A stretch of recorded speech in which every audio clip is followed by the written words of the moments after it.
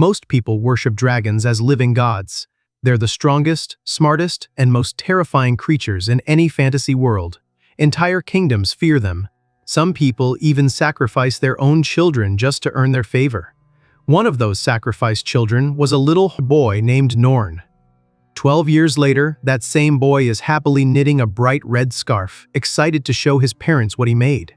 But his parents have something completely different in mind. The moment they call his name, the ground shakes from the force of their voices, because his parents aren't human. His father is the legendary dark dragon Vogzik, while his mother is the majestic holy dragon, Horsh, the two most powerful dragons alive. Although Norn was originally offered to them as a human sacrifice, they raised him as their own son. Training day begins as usual. Boggs grabs the boy without warning and launches into the sky at full speed, while Norn screams the entire way. For him, this is just another normal day. High above the clouds, the dragon asks how long it's been since Norn came to the island. The boy counts on his fingers before answering. Exactly 12 years. Hearing that, Voggs decides it's finally time for the next stage of his son's training. Then, he drops him, just casually throws the poor kid out of the sky. While Norn plummets toward the ground with absolute terror written all over his face, his father calmly announces that starting tomorrow, he'll be living on his own. In the human world, the news shocks him even more than the fall itself. He's convinced this has to be some kind of punishment. He never tried escaping the island, never caused trouble, and the only things he actually enjoys are sewing, cleaning, and making scarves. Sure, his father forced him through brutal dragon combat training until he mastered several devastating dragon breath techniques. His mother also taught him ancient dragon language magic and countless other skills. But none of that matters in his mind. As far as he's concerned, humans are terrifying monsters capable of killing dragons.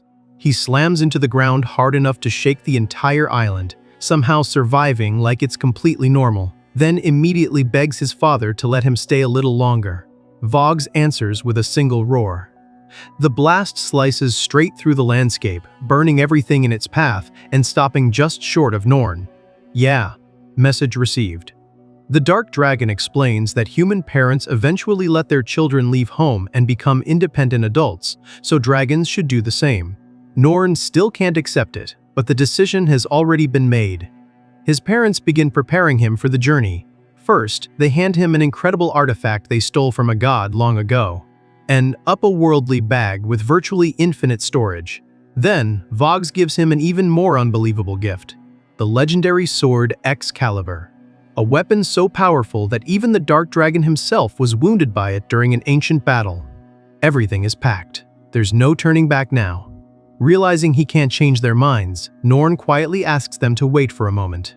He runs back inside and returns carrying the beautiful red scarf he spent so much time making.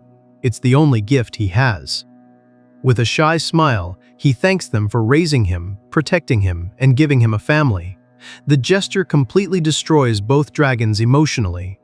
These legendary monsters, feared across the world, burst into tears. Even so, Voggs reminds him that kindness alone won't be enough.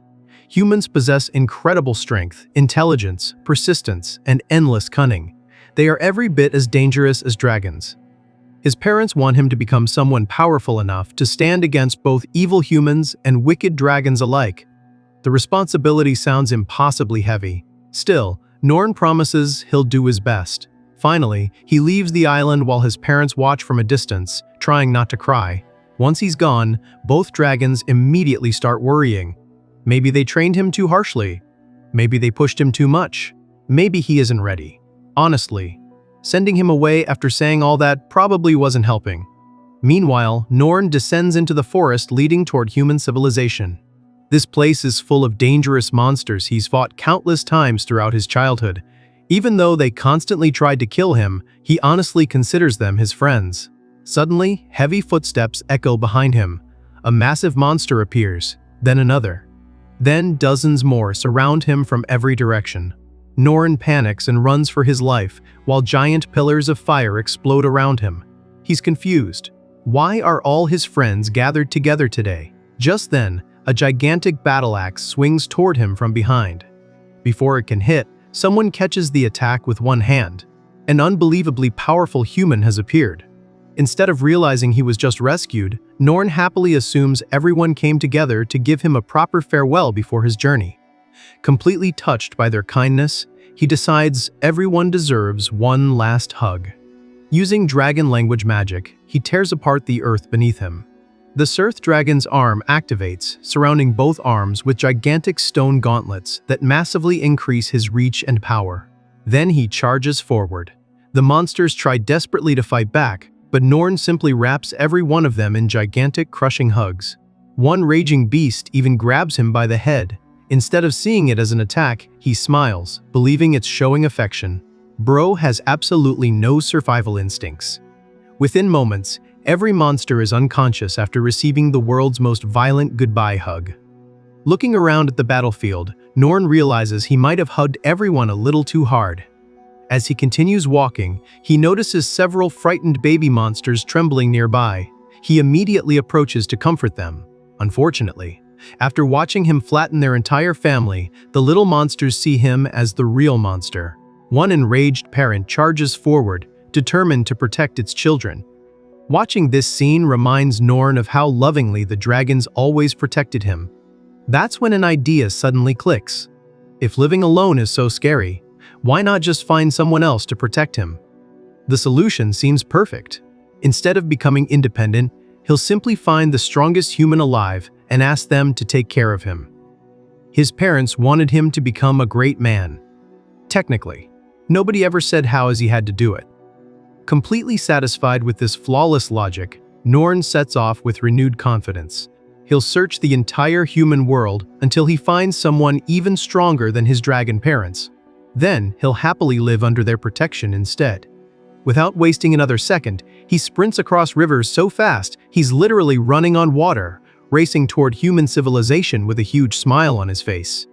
Meanwhile, somewhere in the human world, a pink-haired warrior stands over the corpse of a dragon she has just slain. Norn races across the ocean at incredible speed before finally setting foot in the human world. The bustling city instantly overwhelms him. Humans are everywhere, and for the first time in his life, he's standing among the people he's been terrified of for years. Still, he hasn't forgotten his mission.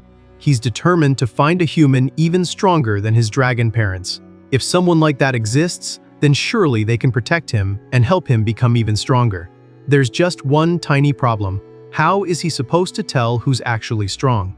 The city is packed with people, and to Norn, they all look the same. After thinking it over, he comes up with a brilliant strategy. Strong people probably have big muscles. Yeah, that's his entire plan. While he's wandering around, an elderly shopkeeper notices the confused little boy and asks whether he's running an errand. Norn nervously explains that he's actually searching for a really strong human. The old woman chuckles at his strange request before offering him some freshly baked bread for 3 silver coins. The smell alone is enough to make his stomach growl. Without thinking twice, he reaches into his otherworldly bag to pay. Instead of pulling out a few silver coins, he casually dumps out a pile of gold. The shopkeeper nearly faints. Everyone nearby immediately notices the mountain of money this clueless kid is carrying. Since Norn has absolutely no idea how human currency works, every merchant happily convinces him to buy far more than he needs. Meanwhile, he's convinced everyone is just unbelievably kind. Poor guy has no idea he's getting scammed left and right. Armed with enough food to feed an army, he accidentally bumps into 2 rough-looking men and politely apologizes. The pair aren't interested in apologies. They're interested in the mountain of food and the gold. Norn quietly studies them. Something about them feels wrong. Their malicious intent reminds him of dangerous monsters, making him instinctively nervous. Then he notices something else. They're both pretty muscular. His eyes light up. According to his flawless logic, muscular equals powerful, which means these might actually be the strong humans he's been searching for. Excited by the discovery, he even tries offering them some bread. Before anyone can react, the flour makes him sneeze. The shockwave from a single sneeze sends both thugs flying through the air. Yeah, this kid is built different. The 2 men somehow survive and immediately draw their swords, convinced the boy just attacked them with magic. Seeing the weapons pointed at him, Norn freezes in fear. Then he remembers his father's advice. Protect yourself. Gathering his courage, he prepares to fight. An instant later, the entire area is swallowed by ice. The streets, the buildings, everything freezes solid in a heartbeat. Those unlucky bandits don't stand a chance. They're completely trapped inside thick blocks of ice. Even worse, all the bread Norn just bought freezes too. He's more upset about losing the food than defeating the criminals. Just then, a pink-haired swordswoman calmly walks into the frozen street. Oddly enough, Norn is the only one completely unaffected by the ice. Then the truth becomes clear.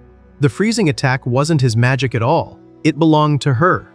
With nothing more than a flick of her finger, every block of ice melts away. The criminals are freed, only to make the dumbest decision possible. They immediately charge at the woman from behind. She doesn't even need to turn around. One effortless slash stops them cold. Her blade never touches them, yet the ground behind her instantly freezes over. Only then do the criminals realize exactly who they're facing: the legendary Dragon Slayer Princess, Tiltu Silva. The moment her name is spoken, all courage leaves their bodies. To Norn, the conclusion is obvious. This woman is unbelievably strong, exactly the kind of human he's been searching for. After the guards drag the criminals away, Norn bows deeply to thank Tiltu for saving him. She blinks in confusion. From her perspective, the people who almost needed saving weren't him. It was the entire city. She could tell the boy had almost unleashed enough power to wipe out everything around them without even realizing it. Clearly, he has no understanding of how dangerous he really is. Before the conversation can continue, another knight arrives, a blue-haired warrior named Basher. He jokes that Tiltu went out of her way to rescue a random kid, teasing her for having a soft side. Curious, Norn asks who they are. Bash proudly introduces them as members of the elite Silver-Winged Knights, the kingdom's legendary dragon slayers. Hearing that title immediately catches Norn's attention. These are probably the same dragon hunters who once wounded his father. With their job finished, Tiltu starts leaving while Bash drags her along. But Norn isn't about to let the strongest human he's ever met walk away. He quickly runs after them and begs them to wait. Watching the desperate little boy chase after the princess, Bash immediately gets the wrong idea. He starts grinning, convinced the kid is about to confess his love. Meanwhile, Norn struggles to find the right words. Bash is already imagining the heartbreaking rejection that's about to happen. Then Norn finally blurts out his request. He asks if Princess Tiltu would raise him. The unexpected confession completely freezes both dragon slayers in place. Hidden nearby, an unknown man secretly listens to the entire conversation.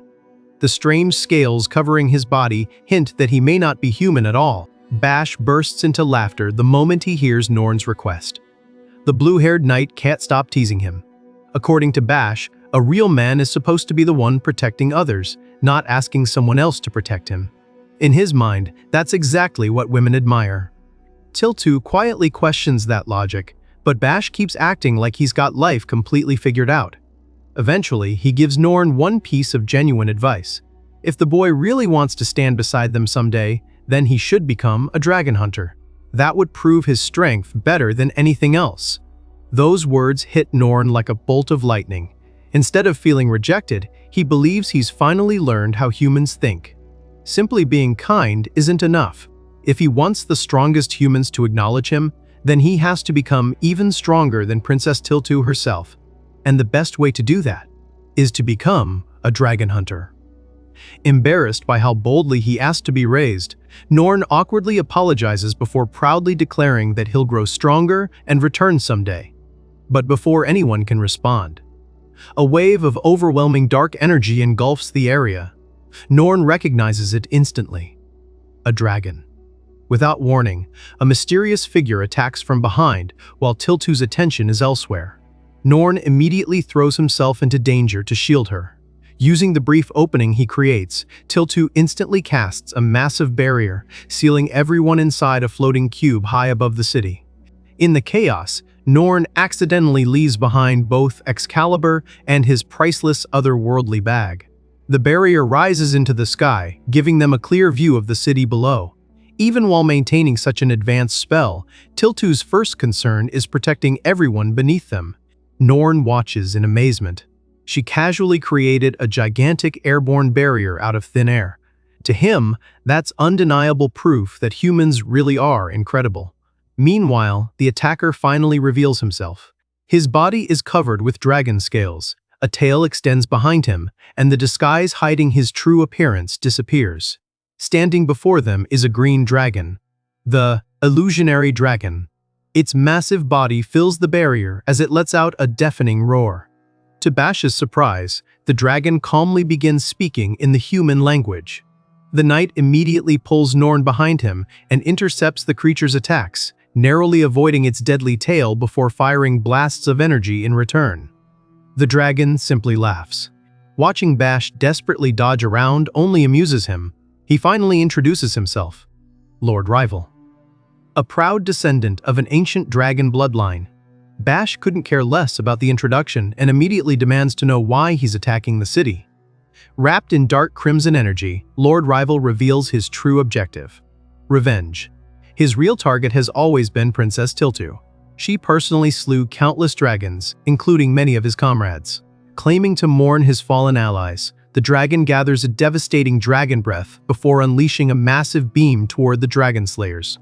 Tiltu effortlessly avoids the attack. Then she calmly answers his accusations. Those dragons weren't innocent. They massacred countless humans first. She was simply carrying out the mission entrusted to her. The dragons started the war. She merely ended it.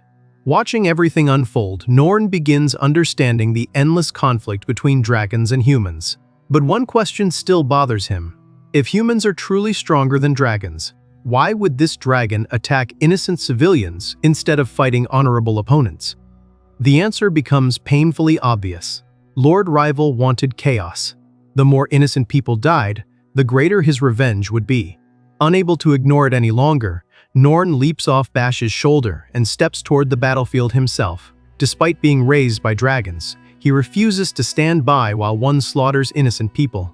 Lord Rival notices him and sneers.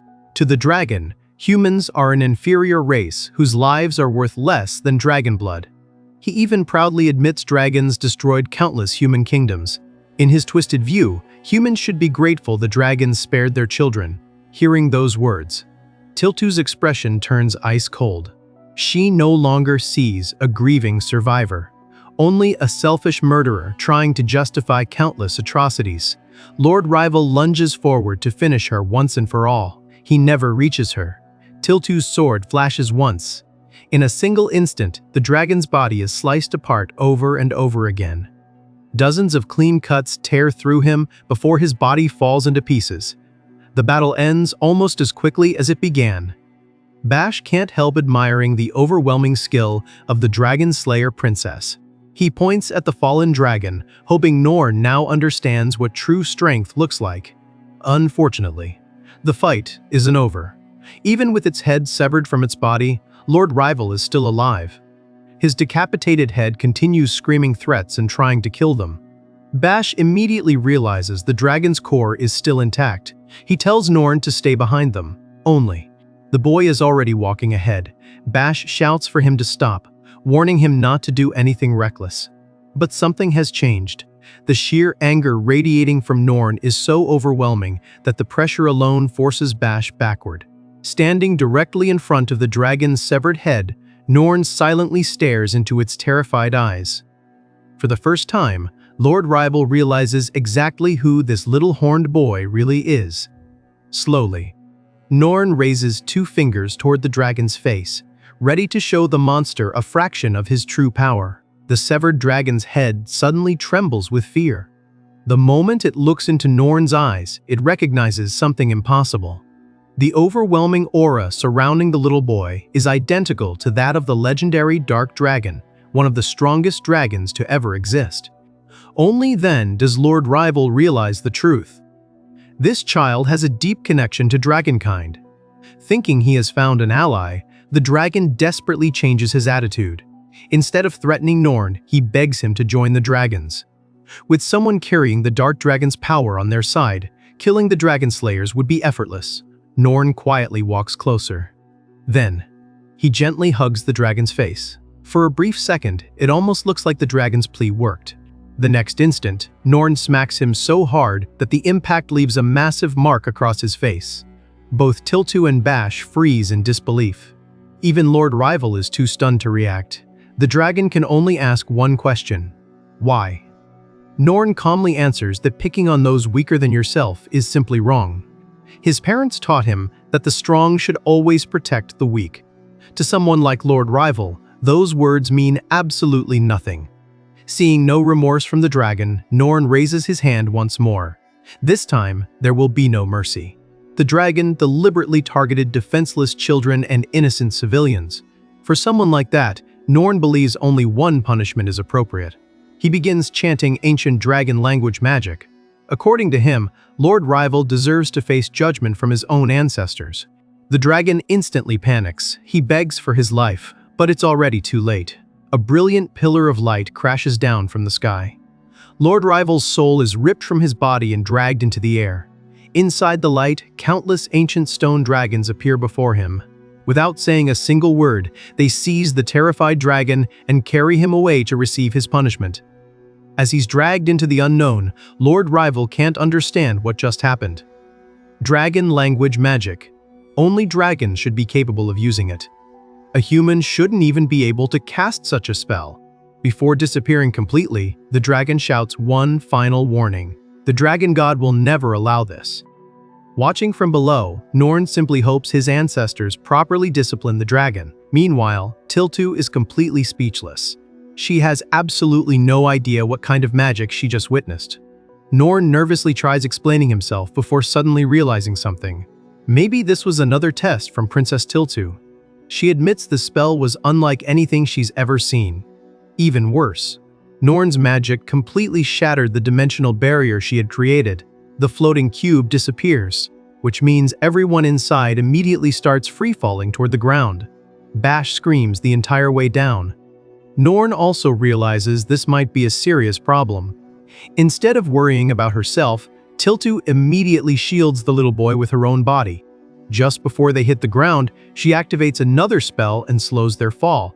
Bash sighs in relief, convinced they're safe. Then Tiltu suddenly releases the magic.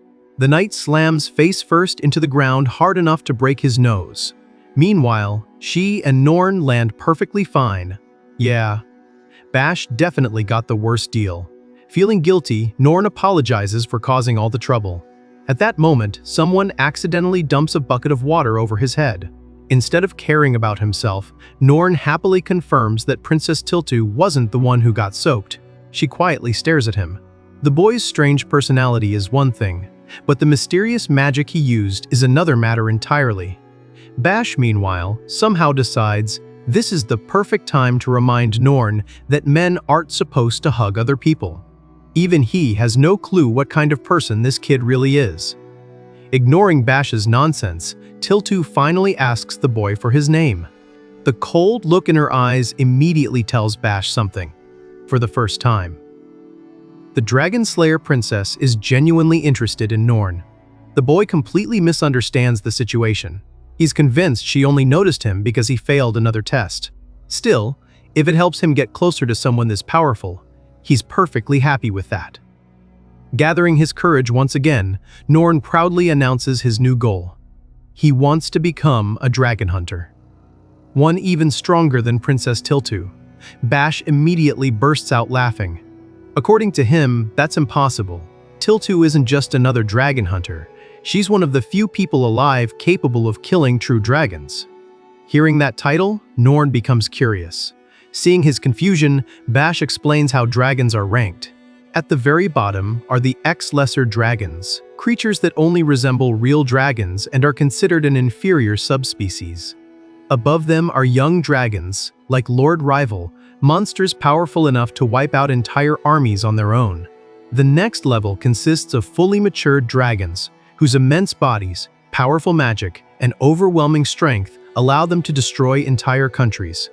And, at the very top, the legendary true dragons. These monsters stand above all others. Their magic is unrivaled, and a single roar is powerful enough to erase entire islands. Humans don't fight true dragons, they survive natural disasters. To prove just how incredible Tiltu is, Bash proudly reveals that she once defeated a true dragon on the level of the legendary Dark Dragon Vogs and the Holy Dragon Horror. She's one of the greatest dragon slayers the world has ever known. Norn's eyes sparkle. If Princess Tiltu defeated dragons as powerful as his parents, then she must be even stronger than them. His respect for her instantly reaches another level. Bash can only sigh, convinced the boy still doesn't understand how ridiculous his dream really is. Before he can continue lecturing him, Tiltu quietly interrupts. She tells Bash to head to the Adventurers Guild first. She wants to stay behind and speak with Norn herself. Then, to the boy's complete surprise, she gently places a hand on his head. She softly tells him they'll talk again later. Norn stands frozen in place. Even though she still refused to take him in, he's happier than ever. As they part ways, he confidently promises that he'll return once he's become strong enough for her to raise him. Tiltu simply smiles and waves goodbye. Bash watches the scene, completely dumbfounded. If this kid ever actually becomes stronger than Princess Tiltu, he won't need anyone's protection anymore. Completely fired up, Norn continues his journey toward a new objective. If becoming a dragon hunter is the fastest way to earn the respect of the strongest humans, then that's exactly what he'll become. His first step is reaching the highest rank among adventurers before claiming the title of dragon hunter for himself. Far away, another powerful figure catches the scent of a true dragon emerging from the west. A red-haired warrior immediately realizes something extraordinary is happening. Without wasting a second, he orders his apprentice to head west and hunt the dragon. Norn races through the city at full speed, determined to find the Adventurers Guild as quickly as possible. Every step launches him forward like a cannonball. Before long, he spots a building decorated with a giant dragon ornament. His eyes light up. Surely this has to be the guild where future dragon hunters gather. Filled with excitement, he throws the doors open, convinced he's about to take the first step toward his dream. Instead, he walks straight into a tavern. The customers immediately stare at the strange little boy, and a pair of rough-looking men casually tell him to head home because there's nothing here for a kid. But Norn isn't paying attention to their words. He's too busy trying not to pass out. The overwhelming smell of alcohol, sweat, and smoke assaults his senses. After spending his entire life around dragons, he honestly wasn't prepared for how terrible humans smell. One of the men notices the boy turning pale and asks if he's all right. A second later, Norn throws up all over both of them. The tavern falls silent. The two men are absolutely disgusted. Realizing what he's done, Norn frantically apologizes before pulling a strange magical item from his otherworldly bag. A Stasia's purity napkin. With one quick wipe, every trace of the mess disappears. The two men are spotless again before they even finish complaining. The entire tavern is left wondering if the boy somehow cleaned reality itself. After making himself comfortable, Norn walks over to the counter and loudly asks where the receptionist's desk is. Then he proudly announces something that instantly grabs everyone's attention. He isn't interested in becoming an ordinary adventurer. He's here to become a dragon hunter. Just like Princess Tiltu, the entire tavern erupts with laughter. To every seasoned adventurer in the room, the little kid sounds completely delusional. The receptionist smiles kindly and explains that becoming a dragon hunter isn't something you can do overnight. First, he has to register as an adventurer. Then, he must steadily increase his rank. Only after proving himself can he train under a dragon hunter and pass the rigorous examinations required to earn the title. Norn doesn't feel discouraged at all, if that's the path. Then he'll simply become an adventurer first. Satisfied with his answer, the receptionist hands him an application form. As Norn happily starts filling it out, she quietly worries that someone this innocent probably won't survive very long. Before he can finish writing, a deep voice calls out from behind him. The red-haired warrior who had been silently watching him finally steps forward. He asks Norn if he's truly serious about becoming a dragon hunter like Princess Tiltu. When the boy confidently says yes, the warrior makes an unbelievable offer. He'll personally take Norn as his disciple. The entire tavern freezes. Even Norn is too shocked to respond. The man introduces himself as Guru, a retired dragon hunter carrying an enormous sword across his back. Even without lifting a finger, Norn can already sense just how powerful he is. If someone this strong is willing to train him, then becoming a dragon hunter suddenly feels possible. Without hesitation, Norn politely accepts. The receptionist quickly interrupts. She reminds him that although Guru was once an incredible dragon hunter, he isn't currently active anymore. Guru casually brushes it off, claiming he became so strong that he simply stopped taking jobs. The receptionist rolls her eyes. According to her, that's just another way of saying he's lazy. She also reveals something that immediately excites Norn. Guru was the very person who trained Princess Tiltu. Some adventurers still resent him for leaving his famous student behind while disappearing on his own. Wanting to prove he hasn't lost his edge, Guru casually tosses a small stone into the air. The instant it reaches its peak, his sword flashes once. The stone splits perfectly in half before it even begins falling. It looks simple, but Norn instantly recognizes the unbelievable precision behind the strike. Even he couldn't reproduce something so perfectly. The receptionist, however, barely reacts. Apparently, Guru has been showing off the exact same trick for years. Norn doesn't care. He's already thrilled to have found his first master. But Guru's reasons for approaching the boy aren't nearly as noble. He noticed Norn's endless collection of magical artifacts and the ridiculous amount of gold hidden inside his bag. Before either of them can celebrate, the receptionist drops some terrible news. Guru only has 1 week left before his dragon hunter license is revoked. The retired warrior nearly collapses. To keep his title, he must successfully hunt a dragon within 7 days. Otherwise, he'll lose his status completely. Guru immediately sinks into despair. Finding a dragon in just 1 week sounds impossible. The receptionist doesn't have much sympathy.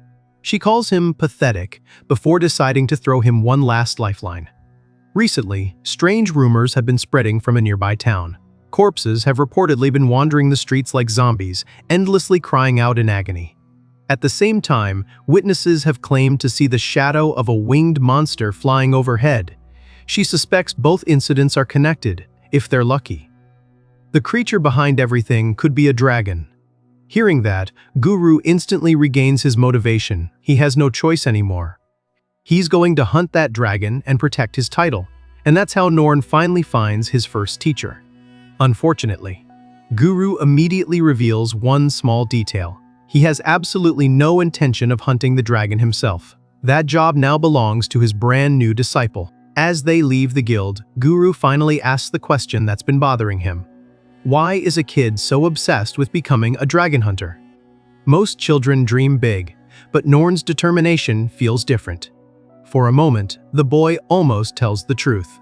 He wants to find someone stronger than his dragon parents. Realizing how ridiculous that would sound, he quickly changes his story and simply says he wants to become as strong as Princess Tiltu because he's weak. Guru immediately narrows his eyes. He calls it a lie without missing a beat. According to him, his eyes can see straight through deception. Norn is completely stunned. His master somehow figured him out instantly. Ready to confess everything, Norn opens his mouth, only for Guru to wave him off. He suddenly loses interest and assumes the boy is just motivated by a childish crush on Princess Tiltu. He couldn't be more wrong. Norn actually admires Guru for being considerate enough not to pry any further. Changing the subject, Norn asks whether they're heading out to hunt the dragon immediately. Guru shakes his head. Charging in blindly is the fastest way to get killed. First comes the strategy meeting. Excited to see where his master lives, Norn follows him through the city. Then he spots an enormous mansion. His eyes sparkle. There's no way. His master actually lives there. Nope. Guru casually walks right past the mansion and heads into a tiny rundown house sitting next to it. Norn's expectations shatter instantly. The inside is even worse. The place is an absolute disaster. Trash is everywhere. The rooms are filthy, and the smell isn't doing anyone any favors. Seeing Norn's shocked expression, Guru proudly declares that money has nothing to do with a man's true strength. Then he gives his new disciple his very first mission: clean the house. Norn immediately pulls out his magical purity napkins. A few seconds later, the entire house is spotless. Guru just stares. That wasn't exactly the training he had in mind. The next problem is food. Or at least it would have been. Norn casually opens his otherworldly bag and dumps out enough food to feed an entire village. Guru silently wonders what kind of walking treasure chest he just recruited. Wanting to properly evaluate his disciple, Guru asks Norn to move around so he can assess his physical ability. Norn happily complies. Then he completely disappears. Moving faster than the eye can follow, he rockets through the sky before spreading his dragon wings and flying overhead. Guru's expression doesn't change. Internally, he's questioning everything. Norn lands in front of him, eagerly waiting for an evaluation. Guru struggles to find words. Instead of praising him, he desperately searches for anything he can criticize. Finally, he asks where Norn came from. The boy casually answers, "Goliath Island." Guru instantly spits out his drink. That island is infamous. It's where the legendary dragon hunter Valar once battled the dark dragon Vogs and the holy dragon Horror. Then Norn drops an even bigger bombshell. Those two dragons are his parents. Guru's face slowly loses all color. The story sounds completely insane, but then he notices Excalibur, the legendary holy sword once wielded by Valar. Combined with Norn's impossible strength and mysterious abilities, the unbelievable suddenly starts sounding very believable. Guru's mind begins racing. Should he eliminate the boy before he becomes a threat? Or should he run away while he still can? Then, greed wins. A huge grin spreads across his face. Instead of seeing danger, he sees the greatest opportunity of his life. If Norn really is the son of the world's strongest dragons, then Guru can simply use him to hunt dragons while collecting all the rewards himself. Trying to keep his excitement hidden, Guru calmly points out a flaw in Norn's earlier demonstration. When the boy launched himself into the air, the shockwave accidentally crushed a tiny mouse beneath his feet. Rest in peace, little guy. According to Guru, Norn possesses incredible power but almost no control over it. Thankfully, his master just so happens to know exactly how to fix that. Norn's eyes immediately light up. He eagerly begs Guru to train him, exactly as Guru planned. As long as Norn keeps defeating dragons, Guru can erase his debts, keep his prestigious title, and enjoy all the rewards without doing the dangerous work himself. Meanwhile, somewhere else, a completely different kind of monster is at work. A helpless man lies on the floor begging for his life. Standing over him is a ruthless collector demanding repayment of a 10 gold debt when the victim can't pay. The collector calmly decides to take payment another way. He rips the man's heart from his chest and stores it alongside countless other organs. The horrifying part is, he has no intention of letting his victim die. Using healing magic, he completely restores the man's body, only to tear the organs out all over again. The endless cycle of pain continues without mercy. Looking around the room reveals even more victims suffering the exact same fate. Blood stains every corner while desperate prisoners beg for death instead of another round of torture. The collector ignores every plea. Instead, he pulls out a sketch of someone new. Norn. Word has already spread about the mysterious child carrying mountains of gold and becoming Guru's disciple. To the collector, that boy is a walking fortune. He orders his broken captives to rise and hunt Norn down. If they succeed, they'll finally earn enough money to repay their impossible debts. The shambling figures obediently stand. Their bodies resemble living corpses, endlessly muttering about money and the suffering they've endured. These are the so-called zombies haunting the nearby town, not mindless monsters, but victims twisted into an army by a man driven purely by greed. And if they get the chance, they're free to kill both Norn and Guru. Back at Guru's house, Norn happily devours the mountain of food he pulled from his otherworldly bag. Within minutes, every last bite is gone. Guru can only stare in disbelief. The kid eats enough to put Goku to shame.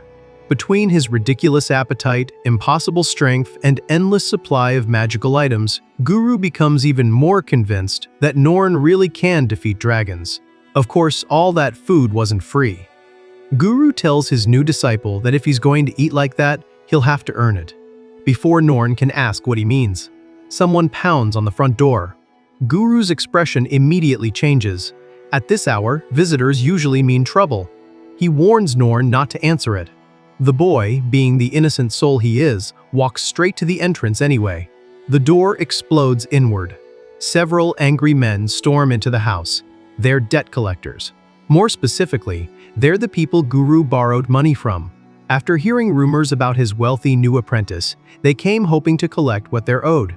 One of them demands to know where Norn is. Guru casually points toward the doorway. The collectors look down and realize they've literally been standing on top of the poor kid. One of the men grabs Norn and starts shaking him, almost expecting gold coins to fall out of his pockets. Watching the scene unfold, Norn realizes this is already the second robbery he's witnessed since entering the human world. Humans really will do anything for money. The collectors eventually throw him aside and continue demanding payment from Guru. Guru calls them a bunch of loan sharks. Then he takes the opportunity to give Norn another lesson. Borrowing something means you should return it. Norn immediately agrees. That sounds perfectly fair. Guru then points at the collectors. Unlike normal people, these men force desperate borrowers to pay back far more than they originally owed through outrageous interest. Norn is horrified. To him, that sounds incredibly unfair. The retired dragon hunter quickly paints himself as the victim, earning every bit of sympathy from his gullible disciple. Now fully convinced these men are villains, Norn is ready to help. Guru tells him to deal with them. The boy instantly panics.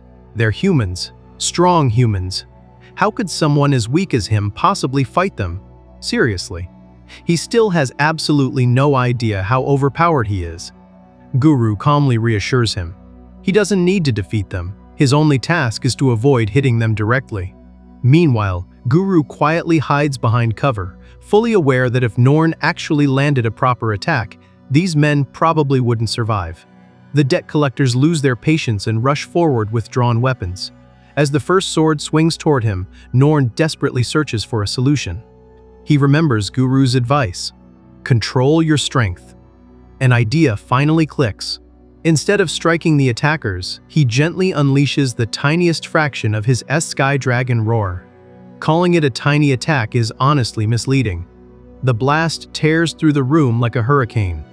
One collector is launched several yards away, while a massive hole is blown straight through the house. The remaining two just stand there frozen, wearing the universal expression of, "What just happened?" Norn eagerly turns to Guru. "How did I do?" Relieved that nobody died, Guru tells him it was a good start, but next time, try being a little gentler. With his master's advice in mind, Norn faces the remaining collectors. Moments later, screams echo throughout the house as both men are launched outside without suffering any fatal injuries. Norn couldn't be happier. He honestly believes today's lesson made him much stronger. Guru, on the other hand, is secretly terrified of what this kid is capable of. While they're cleaning up the damage, the leader of the collectors suddenly returns. This time, he isn't threatening anyone. He's begging. If he can't repay the money soon, his own boss will kill him. Guru simply shrugs. He genuinely doesn't have the money to settle the debt. Unable to watch the man suffer, Norn reaches into his otherworldly bag and hands over a pile of gold coins. Guru nearly has a heart attack. That's way too much money. Curious, Norn asks what the man plans to do with it. The collector explains he'll first clear his debts, then he'll spend the rest buying food and toys for his family. Norn tilts his head. So, humans can earn someone's affection with money? The innocent question hits the man harder than any punch. He suddenly realizes how badly he's lost sight of what truly matters. Money isn't what his family needs most. Ashamed of himself, he returns the gold. He decides he'll repay his debts honestly instead of relying on charity. After that, he'll spend more time with his wife and child instead of chasing money forever. Norn smiles, genuinely happy for him. Little by little, he's beginning to understand the complicated way humans live. Guru, meanwhile, quietly tries sneaking the returned gold into his own pocket. Norn immediately catches him. Nice try. Before Guru can make another excuse, he notices something outside. His playful attitude disappears. The debt collectors weren't the real problem. They answered to someone far more dangerous, a man named Galatia. The same criminal responsible for harvesting people's organs and creating the zombie-like victims haunting the nearby town. Guru declares that Galatia must be stopped. According to him, it's time to bring justice by taking down the man controlling everything from the shadows. Norn immediately agrees to help. Although, Guru's motivation has a lot less to do with justice than he's pretending. If Galatia is defeated, his debt problems disappear along with him. Guru leads Norn toward ex-Galatia's headquarters. Along the way, the boy can't help asking a simple question. If they're dragon hunters, shouldn't they be hunting dragons instead? Guru gives him an answer he never expected. Sometimes, humans are even worse than dragons. Some people become monsters without ever growing scales. Before long, they arrive at Galatia's hideout. Guru doesn't bother with a careful approach. He kicks the doors open and marches straight inside. The gang members waiting within instantly recognize both intruders, especially Norn. Rumors of the rich little boy have already spread everywhere. To these desperate criminals, he's nothing less than a walking jackpot. The entire room charges toward him at once. Without the slightest hesitation, Guru pushes his brand new disciple to the front. Looks like today's training starts now. Before the first attack lands, Guru reminds Norn of one important rule. Don't seriously hurt them. Norn nods. If that's what his master wants, then he'll simply have to control his strength even better. Drawing on dragon language magic, he activates a technique that manipulates the flow of wind around his body. The turbulent current throws attackers away before they can even reach him. One after another, the criminals are blown across the room. Guru watches from the sidelines. Still too much force. Norn immediately tries holding back even further. One of the gang members suddenly rushes forward wielding a strange weapon. A black rope fist, a magical tool crafted from dragon hair and designed to deliver devastating blows. The man boasts about how he'll go easy on the kid. A second later, he's the one flying across the room. After that, Norn focuses entirely on precision instead of power. As more enemies surround him, he calmly slips between their attacks. Even with swords inches from his face, he never panics. Each flick of his hand sends another opponent crashing to the floor without causing any lasting injuries. Little by little, he's finally starting to understand what Guru meant by controlling his strength. Then, a loud growl echoes through the room. Not from an enemy, from Norn's stomach. Turns out eating enough food for an entire village has consequences. The poor kid doubles over in pain. Guru immediately rushes toward him, thinking he was seriously injured. Instead, Norn can only clutch his stomach with an embarrassed expression. At that exact moment, the owner of the hideout finally appears. Galatia calmly steps into the room, looking down at the chaos around him. He casually asks Guru whether he came to repay his debt. Guru immediately refuses. He's done paying ridiculous interest. Galatia doesn't seem offended. According to him, everything was clearly written in the contract. Guru signed it himself. Honestly, that part is probably true. While the two argue, Norn notices something strange. Galatia smells wrong. The unsettling scent immediately catches his attention. Looking around at his defeated followers, Galatia sighs before deciding to heal them. Dark magic spreads from his hands, restoring their battered bodies almost instantly. Guru grimaces. Whatever this magic is, it isn't normal healing. Norn is confused. Healing people should be a good thing. But even he can tell something feels deeply unnatural about Galatia's spell. Before he can think about it any longer, his stomach cramps again. Unable to hold it anymore, Norn hurriedly apologizes to Guru and runs off to find a bathroom. Just like that, he leaves his master alone with the boss. Galatia smiles. Now that the nuisance is gone, he reminds Guru once again that debts must be repaid. Then he gives another order. Rise. The gang members who had already been defeated slowly begin standing back up. Guru stares in disbelief. There is no way they should still be moving. Their skin turns an unnatural shade as they painfully force themselves back onto their feet. Despite their obvious agony, they charge straight at Guru without hesitation. Only then does he understand the horrifying truth. Galatia doesn't even care about his own followers. He's forcing them to fight through unbearable pain for his own benefit. Realizing words won't solve anything, Guru finally draws his massive sword. Meanwhile, Norn is still stuck dealing with the consequences of eating far too much human food. Even from a distance, he can hear the sounds of battle. He desperately wants to rush back and help his master, but with his stomach in complete revolt. All he can do is worry as the criminals swarm Guru from every direction. The revived subordinates throw themselves at Guru all at once. Watching from a distance, Norn desperately wants to help his master, but his stomach is still completely wrecked. Even so, he refuses to stand by and do nothing. Using dragon language magic, he casts another spell. A crimson glow spreads beneath the attackers before the ground suddenly turns into a massive swamp. The technique, Mud Dragon Mount, swallows the criminals in thick mud, trapping them in place before they can reach Guru. Satisfied with his contribution, Norn gives his master a thumbs up. While still suffering through the worst stomachache of his life, Guru grins. With the henchmen out of the way, he can finally focus on Galatia. The crime boss watches the scene with genuine interest. The little boy is far stronger than he expected. One of Galatia's injured followers thanks him for saving his life. Unfortunately, Galatia wasn't healing him out of kindness. He wanted repayment. Without hesitation, he grabs the man by the body and starts swinging him around like a weapon, literally using a human being as a club. Guru watches in disgust. Galatia calmly explains that the human body is surprisingly durable. Bones and muscles make excellent weapons, and if they break, he can simply heal them and keep using them. To him, people are nothing more than disposable tools. He hurls the unfortunate man like a projectile. Guru catches the attack instead of letting the victim take another hit. At that moment, he realizes something unsettling. Galatia isn't just another criminal, he's an opponent that even a dragon hunter struggles to defeat. Deep down, Guru starts hoping Norn finishes up and returns soon. The thought of Galatia getting his hands on the boy is enough to make even him nervous. Still, he's a dragon hunter, he can't afford to run away. Galatia casually tosses aside the broken man before grabbing another victim to replace him. For a brief moment, Guru's courage falters. He actually turns and runs. Even Galatia looks surprised.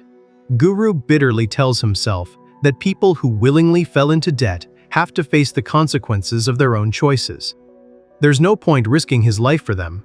The moment he convinces himself of that, another helpless victim comes flying straight toward him. His instincts scream at him to dodge.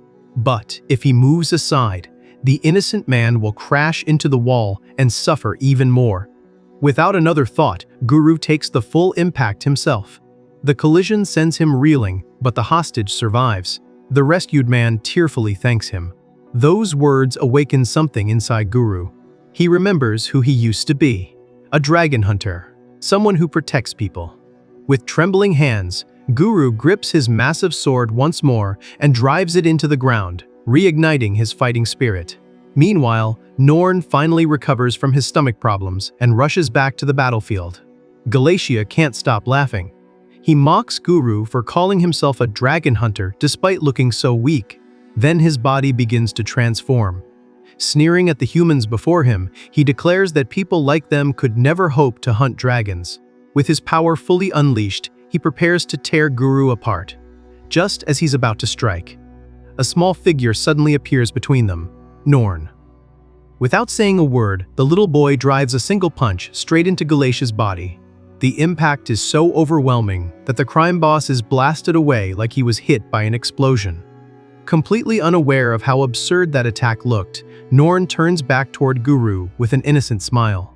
He proudly tells his master that he's feeling much better now. Norn's punch sends Galatia flying so hard that it blasts a hole through the building. The force doesn't stop there.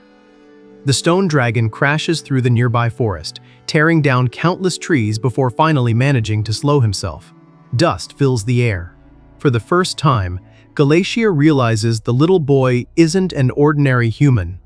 Wiping the blood from his face, he immediately begins chanting dragon language magic. Norn's instincts scream that something is wrong. A strange power spreads across the battlefield. Lizard Eye. In an instant, everyone caught within Galatia's field of vision begins turning to stone. Unlike Medusa's curse, eye contact isn't even necessary. Simply standing within his sight is enough.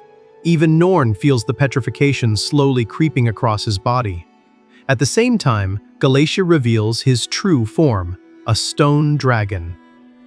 The strange scent Norn noticed earlier finally makes sense. Looking around in panic, Norn spots Guru. His master has already been completely petrified. Instead of panicking, the innocent boy reaches the most ridiculous conclusion possible. Guru must have allowed himself to be turned into stone on purpose, just so his disciple could gain more combat experience.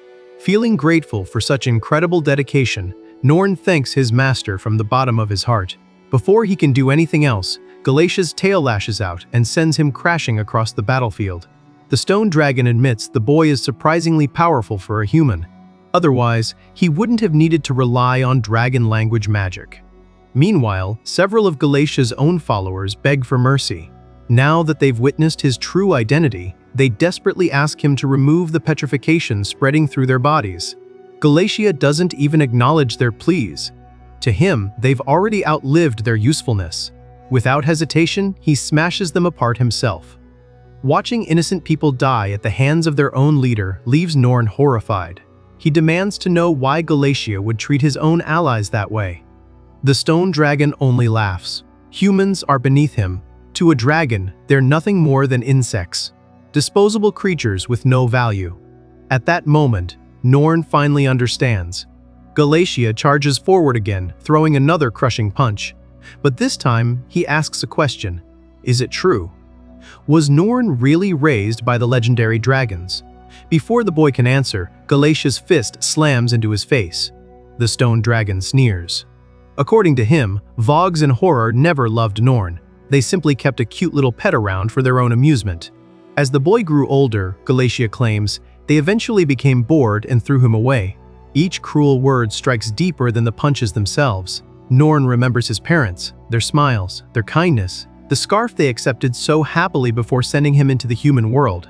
Galatia twists every memory into something cruel. He insists the dragons only pretended to care, that Norn was never family, only a toy. Again and again, the stone dragon pounds him into the ground while poisoning his heart with lies. Eventually, Norn collapses. Believing the fight is over, Galatia turns his back and starts walking away.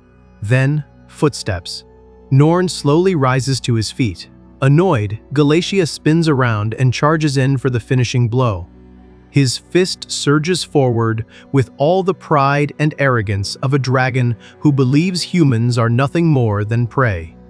This time, Norn catches it.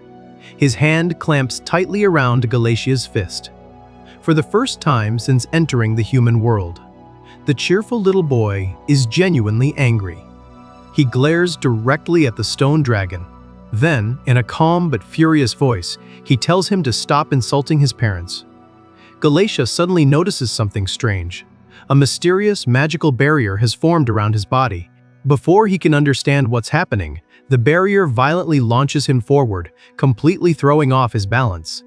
Unable to dodge, the stone dragon has no choice but to cross his arms and brace for impact.